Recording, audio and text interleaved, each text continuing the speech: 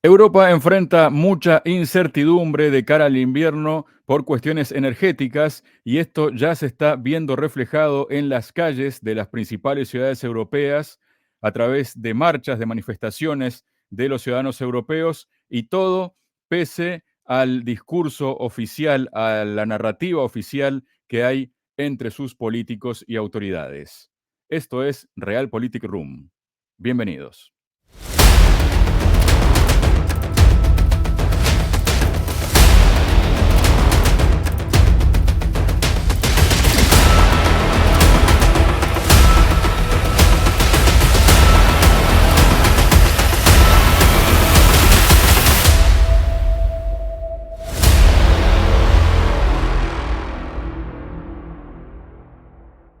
Hola, bienvenidos a otro episodio de Realpolitik Room y para hablar, tal como decíamos en la presentación del programa, de cuestiones energéticas que está enfrentando la Unión Europea, pero que también tiene reflejo a nivel global y para eso estamos junto al presidente de la consultora de CAI Center, Adrián Celaya. Adrián, bienvenido a Realpolitik Room. ¿Cómo estás? Hola Javier, estupendamente y encantado de estar contigo. Muchísimas gracias, Adrián. Y para empezar a tocar este tema, si te parece, Adrián, vamos a compartir contigo y con la audiencia un artículo que ha sido publicado por estos días por Business Insider bajo el título "No estás vendiendo cebollas, Rusia necesitará 10 años para reorientar las exportaciones de gas de Europa a Asia, según la Agencia Internacional de la Energía". Esto lo ha declarado su director, Faith Birol, el turco, en una entrevista que ha concedido al Financial Times, donde él afirmó: no estás vendiendo cebollas en el mercado, hay que construir oleoductos, infraestructuras y logística. Esto llevará al menos 10 años. Añade Birol que Rusia tendrá problemas para mantener su producción energética, ya que las sanciones bloquean la tecnología y el capital occidentales necesarios para reparar los yacimientos de petróleo y gas, aunque, aunque los cortes del Kremlin a los flujos de gas hacia Europa han desencadenado una crisis energética en toda regla para el continente, señala que Rusia ya ha perdido la batalla energética frente a Europa. Y quiero hacer una puntualización sobre este tema que habla aquí sobre la tecnología, porque hace pocos días Rusia llegó a un acuerdo con Irán para el abastecimiento de turbinas, precisamente para el tema del gas. Y bueno, nos quedamos con esta frase: Rusia ya ha perdido la batalla energética frente a Europa. ¿Estás de acuerdo con esa frase, Adrián? Bueno, habría que ver a qué se refiere con la palabra batalla, ¿no? Porque curiosamente, incluso él mismo está reconociendo que Rusia tiene ganada la batalla cuando está haciendo referencia de aquí a 10 años. Está diciendo que, aunque sean 10 años, en 10 años Rusia tiene la capacidad de reconducir su producción de gas y sus ventas de gas hacia Asia, ¿no? Por lo tanto, estaríamos en todo caso hablando de una pérdida por parte de Rusia temporal, en cualquier caso, ¿no? Claro, hay que tener en cuenta que aquí hay que comparar dos cosas, evidentemente. Si hablamos de una batalla entre Rusia y Europa, tenemos que ver cuál es la velocidad a la que Rusia reconduce sus ventas hacia Asia y, por otro lado, cuál es la velocidad a la que Europa es capaz de recomponer su aprovisionamiento energético en sustitución del gas ruso. Y, desde luego, las perspectivas de Europa no son en absoluto halagüeñas. En estas declaraciones de este representante de la Agencia Internacional de la Energía hay muchas suposiciones, ¿no? Hay suposiciones de costes, suposiciones de capacidad tecnológica. Evidentemente, estamos hablando de cambios estratégicos de una dimensión extraordinaria y que no son en absoluto fáciles de abordar, pero ya sabemos también que hay distintos procedimientos, distintas tecnologías para reconducir esos suministros que Rusia puede utilizar, Rusia y Asia pueden utilizar, mientras los gasoductos que están ya proyectados se construyen, pues pueden utilizar el transporte marítimo, el gas natural licuado, realizar instalaciones adecuadas para ello. Pero bueno, yo creo que estamos en un proceso acelerado de inversiones y de reconducción de inversiones en el que, bueno, no es fácil prever exactamente cuál va a ser la velocidad de ejecución de las mismas hasta que esté perfectamente normalizado la transmisión, la producción y la venta de gas ruso hacia Asia. Es muy difícil de prever. Al contrario, puede ser más fácil de prever, pero ya sabemos de dónde pueden venir los aprovisionamientos, los nuevos aprovisionamientos energéticos de Europa. Y lo que sí sabemos es, primero, que van a pasar años hasta que se normalicen y hasta que se normalicen desde un punto de vista cuantitativo, pero lo que sí sabemos es que esos aprovisionamientos van a ser sustancialmente más caros, ¿no? Y ahí, bueno, tenemos las declaraciones de los líderes europeos de las últimas semanas en este sentido, pero está claro que aunque se pueda disponer de niveles similares de energía, no está claro si este invierno, vamos a ver, quizás dentro de 2 o 3 años, pero serían, en todo caso, disposición a unos costes muy superiores. Inicialmente se hablaba de un 40% superiores, pero claro, a la medida que se sufren recortes en la oferta, como están sucediendo, probablemente ese 40% fácilmente se transformará en un 61 o en un 80%. Si tenemos en cuenta hasta qué punto disponer de la energía barata de origen ruso ha sido fundamental para el desarrollo productivo europeo durante las últimas décadas y fundamentalmente de Alemania, pues está claro que desde luego no es algo que Europa tenga en absoluto resuelto y que está claro que tanto desde el punto de vista del suministro energético, de gas en concreto, como desde el punto de vista del precio al que al final se consiga ese suministro, la industria europea está claramente amenazada a corto y a medio plazo. Adrián, ya que mencionábamos, ¿no?, que este dirigente dice que Europa tiene la batalla ganada o que le ha ganado la batalla a Rusia por el tema del gas, vamos a apelar a la hemeroteca, ¿no? Por ejemplo, el mes pasado podíamos ver la noticia de que Alemania criticaba los precios astronómicos del gas suministrado por países amigos como Estados Unidos. Esto era publicado en Europa Press. Pero ya más aquí en el tiempo y más precisamente si nos vamos a esta misma semana, ha hecho unas declaraciones el presidente de Francia, Emmanuel Macron. Te invito a que la escuchemos y a comentarla también. Of energy are so much lower as they are producers, and they sell the gas at 3 or 4 times less than we have to pay, and they have also great subsidies from the state in some areas, up to 90%. That is so unfair. It means it's double standard for the goods that are produced. Bueno, habíamos visto anteriormente al ministro alemán quejándose de los precios que le ponía Estados Unidos al gas para vendérselo a sus amigos de Europa. Ahora esta semana veíamos al propio presidente de Francia, Emmanuel Macron, no estaba en español, pero bueno, lo que decía básicamente era que a Estados Unidos le cuesta más barato el gas porque son ellos los que lo producen, que Europa tiene que pagar 3 o 4 veces más de lo que pagan las industrias estadounidenses, el gas, pero además hablaba de que las muchas empresas estadounidenses tienen un subsidio hasta el 90%, pero además dentro de esta misma exposición que hizo Macron, dijo que el gas le cuesta ahora a Europa un 40% más de lo que le costaba cuando se lo compraba a Rusia, pero que básicamente sobre todo lo que les interesa es que en este invierno ya no van a depender del gas de Rusia. Esto, digamos que no va de la mano con las declaraciones, como veíamos, del director de la Agencia Internacional de la Energía, que, como decíamos, dijo que Rusia ya había perdido la batalla energética frente a Europa, Adrián. Bueno, de haber perdido la batalla, habría que decir que la perdería con Estados Unidos, no con Europa, ¿no? Porque claro, aquí nos estamos encontrando ante un contexto hasta hace muy poco impredecible, ¿no? Que es en el que se nos está poniendo sobre la mesa un futuro económico para Europa realmente preocupante desde el punto de vista de su capacidad productiva interna y de su relación externa con el mundo por un lado y con Estados Unidos por el otro.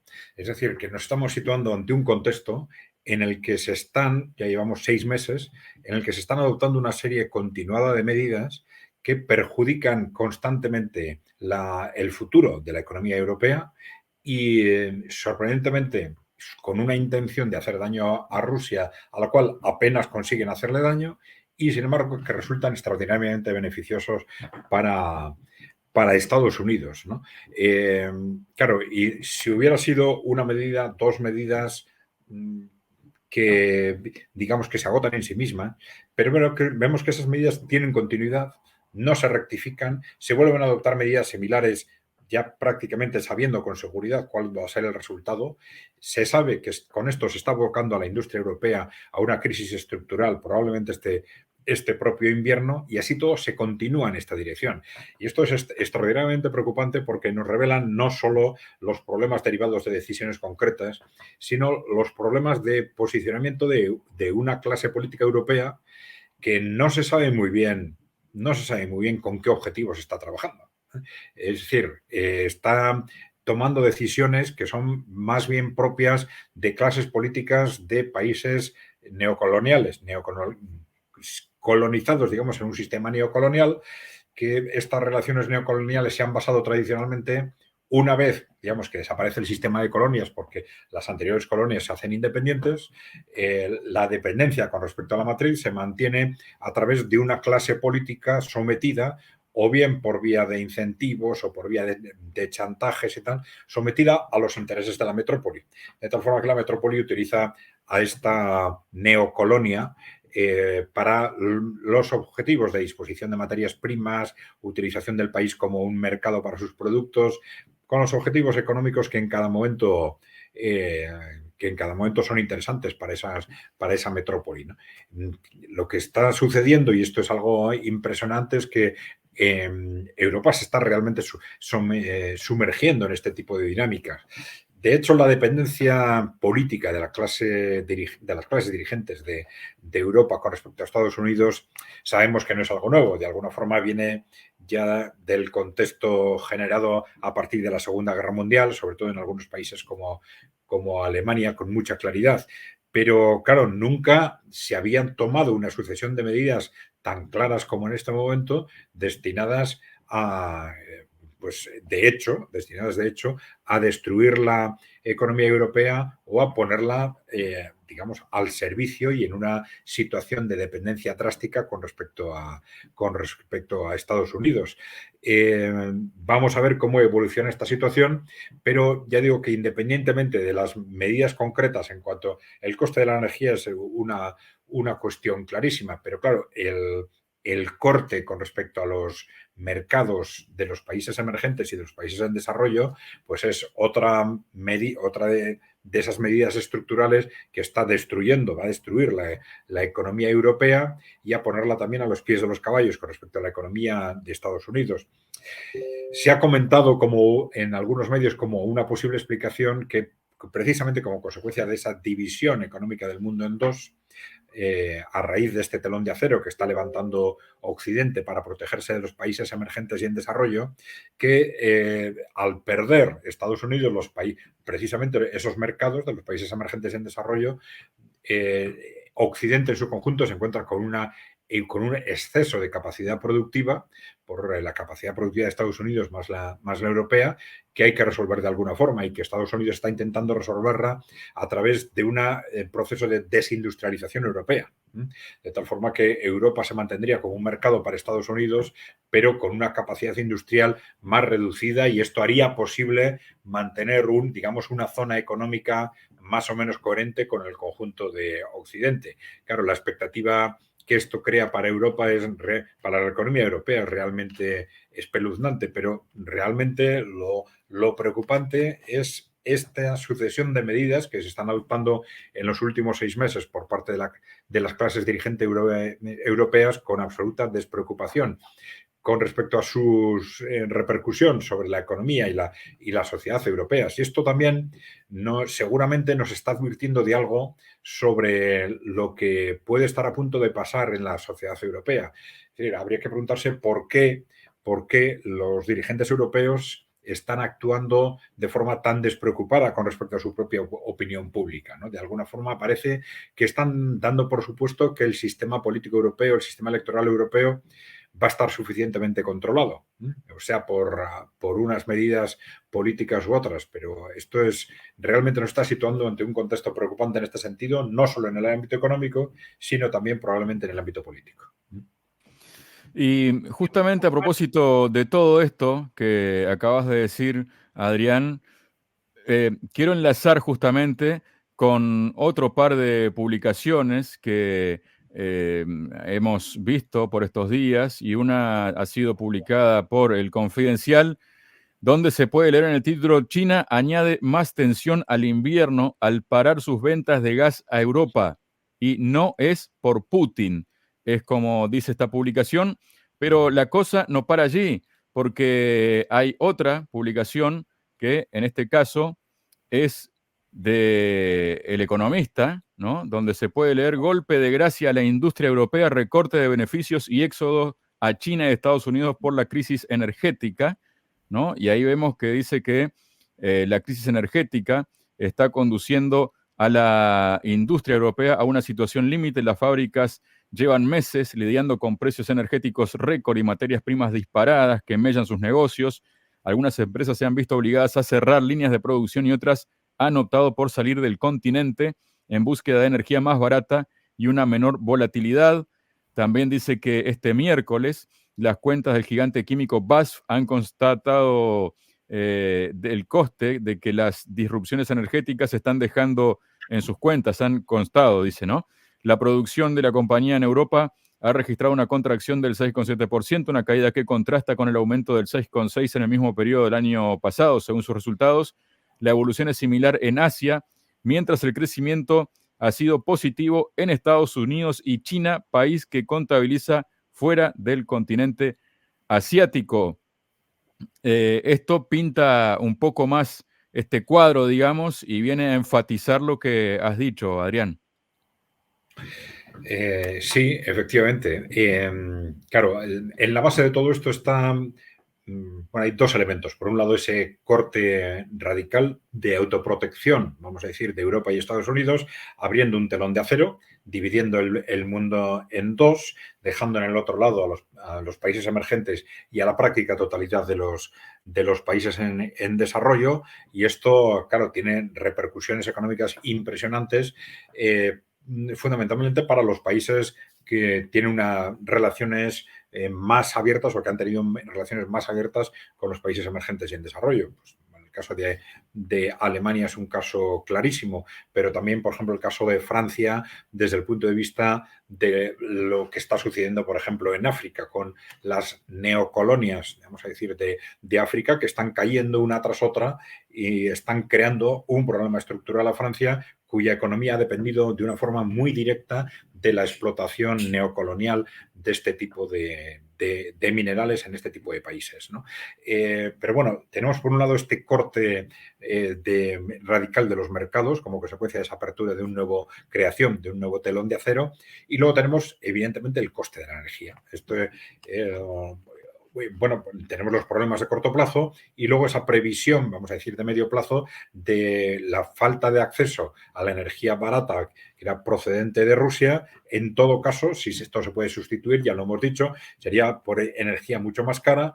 Todo esto está creando un contexto de incremento de los costes energéticos que está dejando fuera de mercado a una parte fundamental de la industria básica europea, de toda la industria intensiva en energía y empresas que jamás se habían planteado implantarse en otros países, cerrar, se están viendo abocadas a adoptar estrategias de cortísimo plazo para cerrar sus plantas en Europa e instalarse fuera de Europa, en Asia algunos de ellos, o incluso en Estados Unidos, porque no tienen más remedio. Ya es una cuestión de estrategias con pocos márgenes, porque sencillamente los precios de la energía en Europa no les dejan operar. Estas empresas están teniendo pérdidas astronómicas, muchas de ellas han dejado simplemente de producir y están a la espera de que sus plantas, de poner en marcha estas plantas de producción en América o en Asia, para poder reactivar su actividad y no tener que cerrar como empresa. Pero esto es algo que va a afectar a una parte sustancial de la industria europea y fundamentalmente, para concretar más, de la industria alemana, sin ninguna duda. Adrián, y mientras pasa todo esto en Europa, ¿no? Todas las dificultades económicas que está enfrentando, aparece como desde un universo paralelo la presidenta de la Comisión, Ursula von der Leyen, haciendo este anuncio.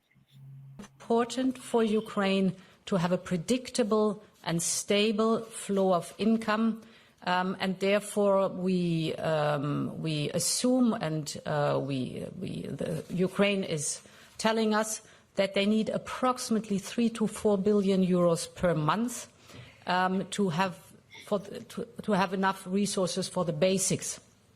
And these 3 to 4 billion euros should be financed by the European Union, by our American friends, and by the financial institutions.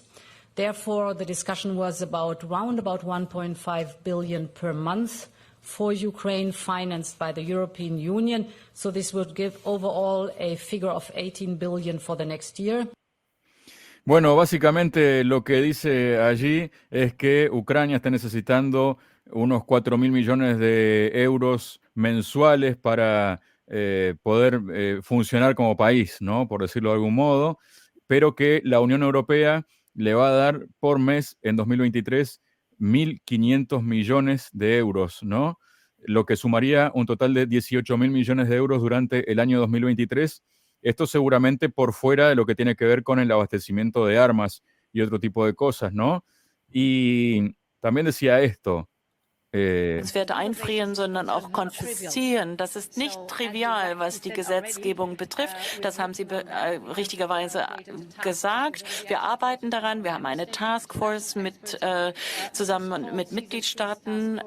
Diese Taskforce heißt Seize and Freeze, also konfiszieren und einfrieren. Nicht nur aufzuzeigen, was eingefroren wurde, aber auch die rechtlichen Rahmenbedingungen zu schaffen, um in der Lage zu sein, diese Vermögenswerte auch für den Wiederaufbau der Ukraine nutzen zu können. Meine Antwort ist also etwas gemischt. Der Wille ist da, aber rechtlich gesehen ist es nicht trivial. Es bleibt noch sehr viel zu tun, sehr viel Arbeit zu tun, um dieses Ziel zu erreichen. Man muss sich immer bewusst sein, wir insistieren auf die Rechtsstaatlichkeit und wir verfolgen auch die Prinzipien der Rechtsstaatlichkeit. Deshalb muss dieser Prozess natürlich rechtlich abgesichert sein. Bueno, este discurso fue posterior, ¿no? Fue en estos días.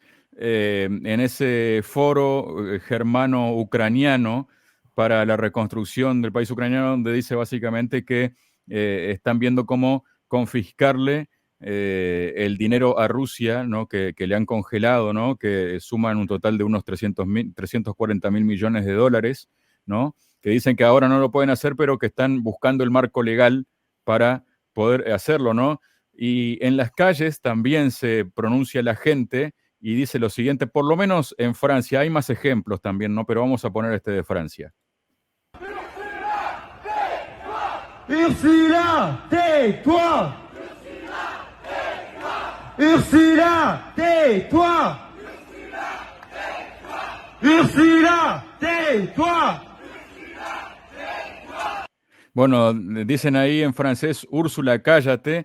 Y se nota, por lo menos a través de las redes sociales, como que está habiendo un despertar en muchos ciudadanos de muchos países europeos, de que están viendo de que sus autoridades y sobre todo las decisiones que ha tomado la Comisión Europea en la persona de Ursula von der Leyen, que es un cargo que no es elegido por los ciudadanos, sino que es un puesto elegido políticamente dentro de la Unión Europea, ¿no?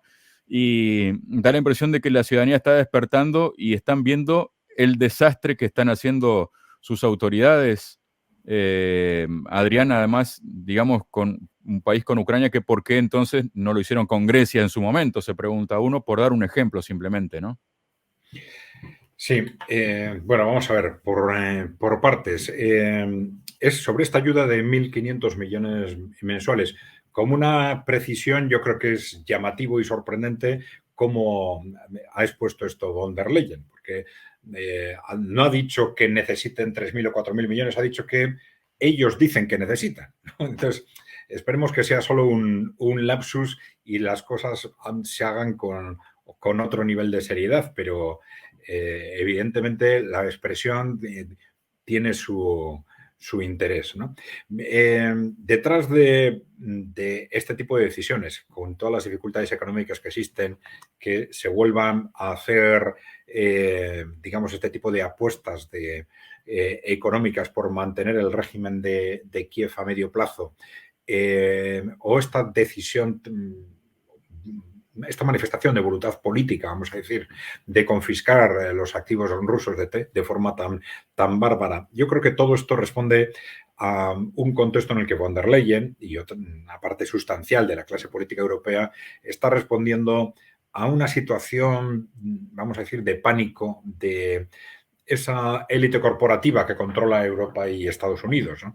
Es una élite corporativa a la que evidentemente está muy preocupada por la situación económica, pero que está sobre todo preocupada por su propio futuro político, es decir, por un futuro en el que se están viendo ante la posibilidad de perder el control del mundo y perdiendo el control del mundo van a perderlo también en Estados Unidos y en Europa.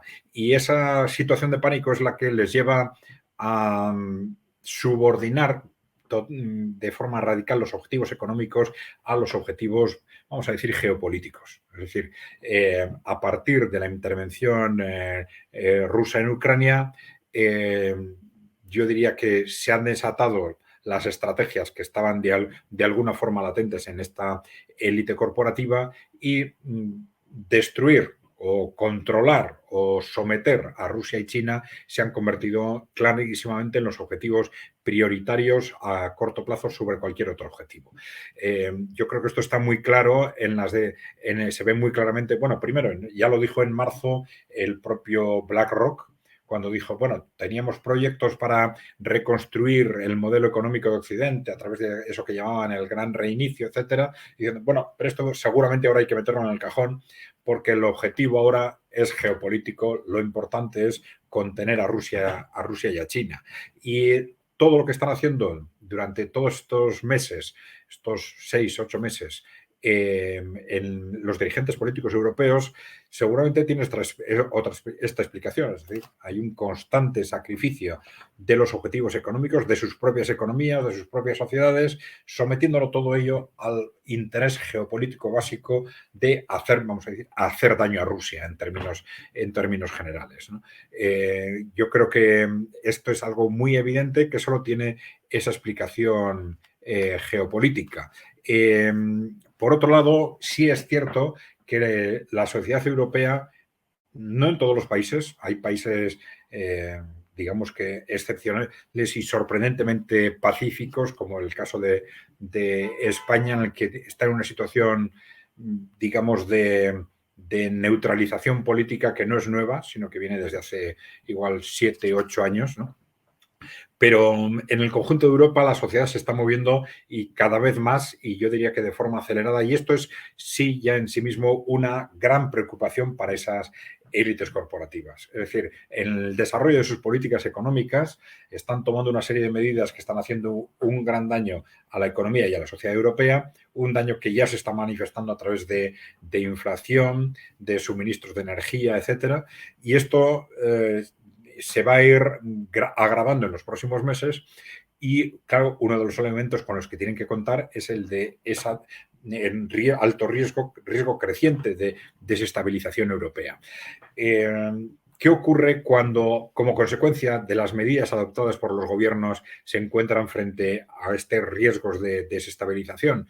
Pues puede adoptar dos tipos de decisiones. Una de ellas es rectificar las políticas adoptadas, esas políticas que han hecho ese tipo de daño, y otro es intentar neutralizar esa desestabilización a través de medidas represivas. Y muy probablemente, o desgraciadamente, es muy posible que se esté pensando en esta segunda vía. Ya hay varios gobiernos que han hecho alusión a que el ejército va a estar en las calles este invierno.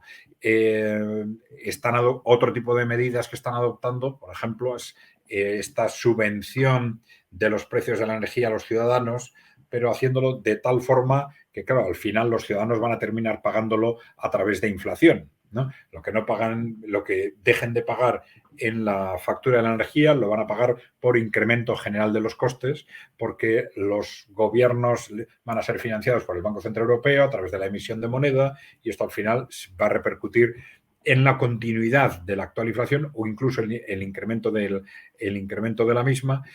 Y en un contexto en el que la clase política europea, occidental en general, repetidamente, en informes confidenciales ha hecho referencia a que la inflación es probablemente el instrumento con menor coste político para hacer repercutir costes a los ciudadanos. Es decir, los ciudadanos reaccionan de forma más indirecta, no tan automática, cuando, como consecuencia de las pérdidas que sufren como consecuencia de la inflación, más que cuando la sufren como consecuencia de recortes en los servicios sociales, recortes en las pensiones, recortes en los salarios, donde se identifica con mucha más claridad al responsable. La inflación, en principio, es algo etéreo.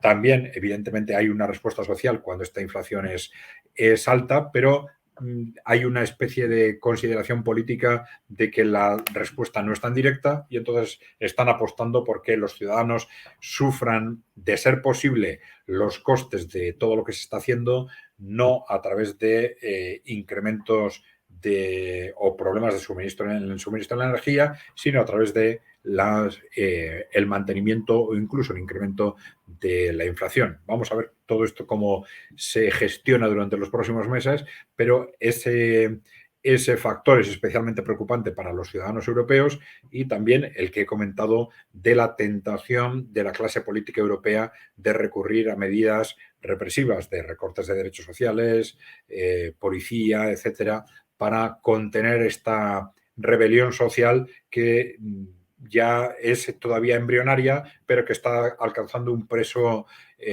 creciente y acelerado en el conjunto de Europa, ¿no?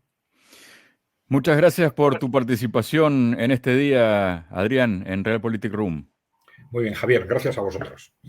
Y nosotros invitamos a la audiencia a que se suscriban al canal y que dejen sus comentarios allí en el cajón precisamente de los comentarios, y también sus sugerencias.